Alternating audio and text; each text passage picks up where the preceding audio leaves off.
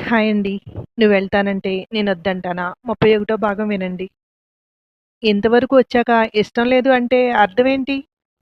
నువ్వు నేను చేసే అన్నిటికి మౌనంగా ఉన్నావు అంటే నన్ను చెయ్యమని అర్థమని నేను చాలా ముందుకు వెళ్ళిపోయాను. మొన్న సంతకాలు పెట్టుకున్న అగ్రిమెంట్‌తో ఇప్పుడు నువ్వు వద్దనుకున్నా ఈ పెళ్లి క్యాన్సిల్ చేయలేము. ఎక్కువ ఆలోచించకుండా జరగాల్సింది చూడు. ఆ అమ్మాయిని ఇష్టపడటం మొదలుపెట్టు. ఇప్పుడు నువ్వు చేస్తున్న ఈ ఉద్యోగం కూడా నీకిష్టం లేకుండానే జాయిన్ అయ్యావు. ఇప్పుడు దాన్ని ఇష్టపడుతున్నావు కదా! అన్నాడు శ్రీనివాస్. ఆ మాటలు వినపడినట్టే సైలెంట్‌గా ఉండిపోయాడు కిరణ్. దారిలో ఏదన్నా తిన్నారా? అంది లక్ష్మి. మేం మాట్లాడుకున్నదేంటి? నువ్వు అడుగుతున్నదేంటి? నీకిలాంటి వాడితో దేనితోనూ సంబంధం లేదు. తిండి అంట తిండి. ఒక్కరోజు తినకపోతే చచ్చిపోతావా? నాకేమీ అక్కర్లేదులే అని విసురుగా లోపలికి వెళ్ళిపోయాడు. ప్లేట్‌లో పెట్టి పట్టుకెళ్ళొచ్చు. ఆయనకున్న కోపానికి తీసుకువెళ్తే విసిరి కొడతారు. చూద్దాం. మాడితే ఆయనే వస్తారు అనుకుంటూ హాల్‌లో సోఫాలోనే పడుకుంది లక్ష్మి. తన రూమ్‌లోకి కిరణ్ వెళ్ళడంతో లోపలికి వెళ్ళాలా? వద్దా? అన్నట్టు గుమ్మం దగ్గరే నిలబడింది మధు. లక్ష్మి అలా మధు వంక చూసి మాట్లాడకుండా కళ్ళు మూసుకొని పడుకుంది. అది వాడి రూమ్ మరి. వాడు అందుకే లోపలికి వెళ్ళాడు. వీళ్ళిద్దరి మధ్యన కూడా కల్పించుకోకూడదు అనుకుంది లక్ష్మి. ఫ్రెష్ అయి వచ్చి బట్టలు మార్చుకుని, ఏంటి అక్కడే నిలబడ్డావు? నేను బయటికి వెళ్తే కానీ నువ్వు లోపలికి రావా? అన్నాడు కిరణ్. అలా అని కాదు. అంకుల్ ఏమన్నా అనుకుంటారని. కోపంగా ఉన్నారు. ఇంకా పెంచడం ఎందుకని? అంది మధు. వాళ్ళేమనుకుంటారో, వీళ్ళేమనుకుంటారో అని ఆలోచించి మన జీవితం నాశనం చేసుకోవాల్సిన అవసరం లేదు. అలా సైలెంట్‌గా ఉండబట్టే మన జీవితాలు మన చేతుల నుండి జారిపోయాయి. ఇప్పటికైనా సరిచేసుకోపోతే ఇంకెప్పటికీ ఇలాగే ఉంటాయి అన్నాడు. మాట్లాడకుండా లోపలికొచ్చింది. మంచం మీద బాసిమటం వేసుకుని కూర్చున్నాడు. నువ్వు చెప్పు మధు. ఇప్పటి వరకు జరిగిన అన్నీ వదిలేయ్. నాతో జీవించాలని నీకుందా? అన్నాడు. మనం ఇంకా దీని గురించి మాట్లాడుకునే అంత వెనకలేము. చాలా ముందుకు వెళ్ళిపోయాం. నా జీవితం గురించి వీళ్ళు ఆల్రెడీ నిర్ణయాలు తీసేసుకున్నారు. వాటిని వెనక్కి జరపలేం. చెయ్యాల్సింది చూస్తూ ఉండడమే అంది. నా జీవితాన్ని వాళ్ళ చేతుల్లో పెట్టకూడదనే నిన్ను అప్పటికప్పుడు ఒప్పించి పెళ్లి చేసుకున్నాను. మళ్ళీ అదే వెనక్కి వస్తుంది అనుకుంటే నాకొద్దు. నీ అభిప్రాయం చెప్పు. వాళ్ళందరి గురించి వదిలేయ్. నువ్వేమనుకుంటున్నావో చెప్పు అన్నాడు. అలా వద్దు కిరణ్. ఇప్పటికైనా మనం ముందు చేసినట్టొద్దు. మీ పేరెంట్స్ నన్ను ఇష్టపడితేనే మనిద్దరం కలిసి జీవిద్దాం. ఇంతవరకు వచ్చాక మళ్ళీ వాళ్ళకి వ్యతిరేకంగా చేయడం ఎందుకు? అంది. నీకిష్టమైతే ఇష్టమైంది అని చెప్పు. ఇష్టం లేకపోతే ఇష్టం లేదని చెప్పు. అంతేగాని పేరెంట్స్ మీదకి గెంటొద్దు అన్నాడు. నాకిష్టం లేకుండానే నిన్ను పెళ్లి చేసుకున్నానా? నన్ను కని పెంచిన అమ్మా నాన్నని కాదని నీతో వచ్చాను. ఎంతసేపు నువ్వు నాకు విలువివ్వలేదు, నా మాటలు గౌరవించట్లేదు అనుకున్నాను తప్పించి, నీ వైపు నుండి నిన్ను అర్థం చేసుకోవటానికి ప్రయత్నించలేదు. అదే నేను చేసిన తప్పు అంది. నేను అదే రియలైజ్ అయ్యాను మధు. ఆఫీస్‌కి అంత టైం కేటాయిస్తున్నాను. నీకు కనీసం రోజులో ఒక 2, 3 గంటలైనా కేటాయించలేకపోయాను. ఆఫీస్‌లో ఉన్న టెన్షన్‌లన్నీ తీసుకొచ్చి ఇంట్లో పెట్టాను. నీతో సరదాగా ఎక్కడికైనా బయటికి వెళ్ళొస్తే ఆ టెన్షన్ నుండి రిలీఫ్ అవ్వచ్చు అనే ఆలోచన నాకు రాలేదు. ఖాళీగా దొరికేది ఒక సండే. దాన్ని కూడా బయటికి వెళ్దామని తినేస్తున్నావు అనుకున్నాను. కానీ ఆ సండే మనకి మిగిలిన 6 రోజులు వర్క్ చేసేంత ఎనర్జీ ఇస్తుందని ఊహించలేకపోయాను అన్నాడు. ఒకప్పుడు తప్పు నీది, తప్పు నీది అని దెబ్బలాడుకున్నాం. ఇప్పుడు తప్పు నాది, తప్పు నాది అని వాదించుకుంటున్నాం అంది మధు నవ్వుతూ. నువ్వేమనుకున్నా సరే మధు, నువ్విలా నవ్వుతూ మాట్లాడి ఎన్నాళ్ళయిందో తెలుసా? నిన్నొదులుకోవడం నాకిష్టం లేదు. ఆఫీస్‌లో ఎంత బిజీగా ఉన్నా మనిద్దరం కూర్చుని ఆలోచిద్దాం. ఎలా బావుందో ఆలోచించి నిర్ణయించుకుని ముందుకు వెళ్దాం. ప్రతిదానికి నీ మీద చిరాకు పడినందుకు నన్ను క్షమించు. ఈ మాట అప్పుడే చెప్పుంటే ఇంతవరకు వచ్చేది కాదు అన్నాడు. నేను అదే ఆలోచిస్తున్నాను కిరణ్. నీ వర్క్ టెన్షన్ అర్థం చేసుకోకుండా నాకు సమయాన్ని నువ్వు కేటాయించట్లేదు అని బాధపడ్డాను. నేను బాధపడి నిన్ను బాధపెట్టాను.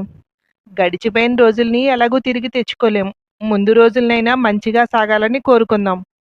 కాకపోతే నాదొక కోరిక. అంకుల్ నువ్వు ఉండిపోవచ్చు కదా మా కోడలుగా అని అడిగేలాగా చేసుకోవాలనుంది అంది. ఆయనను ఒప్పించడం అంటే మాటలనుకుంటున్నావా? చాలా కష్టం తెలుసా? కాలికేస్తే వేలికి, వేలికేస్తే కాలికి తిప్పి తిప్పి మనల్ని దోషులుగా నిలబెడతారు. అమ్మ కనుక ఇన్ని సంవత్సరాలు ఓపిగ్గా భరించింది. మరొకళ్ళు ఎవరైనా అయితే వదిలేసి ఎప్పుడో పారిపోయేవారు. ఆయన టార్చర్‌కి నాకిక్కడికి రాబుద్ది కూడా అవ్వదు అన్నాడు. అందుకని వాళ్ళ మా నాన్న వాళ్ళని వదిలేసి మనం హ్యాపీగా ఉండగలమా? ముందైతే తెలీదు. ఇప్పుడు పరిస్థితులు తెలిసాయి కదా! వాళ్ళకి నువ్వు ఒక్కగానొక్క కొడుకువి. నీ మీద ఆశలు, కోరికలు ఉంటాయి కదా! అందుకే కోడలుగా చేసుకోవడానికి ఎవరో ఒక అమ్మాయిని వాళ్ళు నిర్ణయించాలి అనుకున్నారు అంది. నిర్ణయించాలి అని ఊరుకోలేదు. ఆల్రెడీ నిర్ణయించేశారు. తను కూడా వీళ్లకు వంత పాడుతోంది అన్నాడు. అదే నాకు అర్థం కావట్లేదు కిరణ్. అగ్రిమెంట్ మీద కూడా సైన్ చేసింది. తన జీవితాన్ని ఇలా చేసుకుంటుంది మన కోసమేనా? మొదట్లో అయితే తను మనల్ని విడగొట్టడానికి చూస్తుంది, కలపడానికి చూస్తోందో అర్థమయ్యేది కాదు. కానీ మనల్ని కలపడానికి తను ప్రయత్నిస్తోంది. అలా మనల్ని కలపడానికి ప్రయత్నించి తన లైఫ్ని ఎందుకు రిస్క్లో పెట్టుకుంటుంది? ఆలోచిస్తుంటే అసలు అర్థం కావట్లేదు అంది. అర్థం కాకపోవడానికి ఏముంది? కొందరికి అలాంటి శాడిజం ఉంటుంది. మనం అవును అంటే వాళ్ళు కాదని, వాళ్ళు అవును అంటే మనం కాదనాలి. అలా చేస్తారు. వాళ్ళకదో ఆనందం. నిజంగా చెప్తున్నాను. నువ్వు నాతో కలిసి ఉండడానికి ఒప్పుకోకుండా వీళ్ళు నా పెళ్లి ప్రయత్నాలు చేస్తే మాత్రం ఖచ్చితంగా పెళ్లిపీటల మీద నుండి పారిపోతాను నేను అన్నాడు. ఇష్టం లేనప్పుడు పెళ్లిపీటల వరకు మాత్రం రావడం ఎందుకు? ఆ అమ్మాయి జీవితం నలుగురిలో అబాస్పాలు చేయటానికి కాకపోతే ముందు మాట్లాడు. ఒకవేళ నీతో పెళ్లి జరగాలని తను కోరుకుంటున్నా లేదా వద్దంటే తన లైఫ్ని తను ఎలా డిజైన్ చేసుకుంటుంది? ఇవన్నీ తెలుసుకోవడం ద్వారా మనకి తన మీద ఒక ఒపీనియన్ ఉంటుంది. అప్పుడు ఆలోచించొచ్చు అంది. అంటే నాతో జీవించడానికి నువ్వు ఒప్పుకున్నట్టే కదా? నాకు పిచ్చెక్కిపోయేలా ఉంది. ఏదైనా సరే క్లారిటీగా చెప్పు అన్నాడు. అదే చెప్తున్నాను కదా కిరణ్. అంకుల్, ఆంటీ ఇద్దరూ కూడా నువ్వు ఉండిపోవచ్చు కదా మా కోడలుగా అని అడిగితే వాళ్ళ ఇష్టంతో నీ భార్యగా ఉండాలనుకుంటున్నాను. ముందు వాళ్ళ ఒపీనియన్ తీసుకోలేదు కదా! ఇప్పుడు మళ్ళీ కలవటానికి వాళ్ళ ఒపీనియన్ తీసుకుందాం. వాళ్ళు ఒప్పుకోకపోతే ఒప్పించుకుందాం. ఒప్పించలేమా? మన మీద మనకి ఆ మాత్రం నమ్మకం లేదా? నాకైతే వాళ్ళిద్దరూ ఒప్పుకుంటారు అనిపిస్తోంది అంది. నమ్మకం లేదని కాదు. కలిసి ఉండాలి అంటే మనిద్దరం ఒప్పుకుంటే సరిపోతుంది కదా! ఇక వాళ్ళ అభిప్రాయాలతో మనకు పనే ఉంది.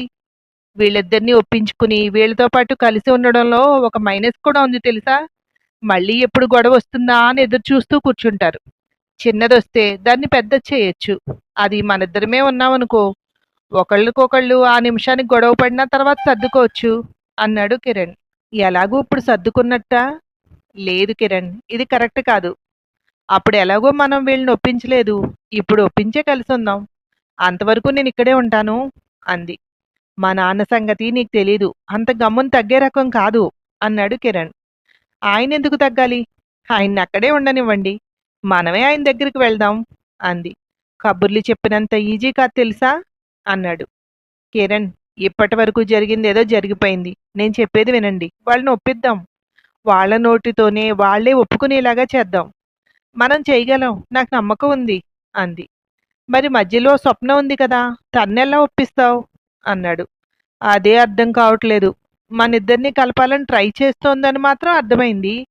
అలా మనిద్దరం కలవడం వల్ల ఈ అగ్రిమెంట్ వీటి వల్ల తనకే కదా అందరిలోనూ తలదించుకునే పరిస్థితి వస్తుంది. తను ఎలా డీల్ చేయగలుగుతుంది?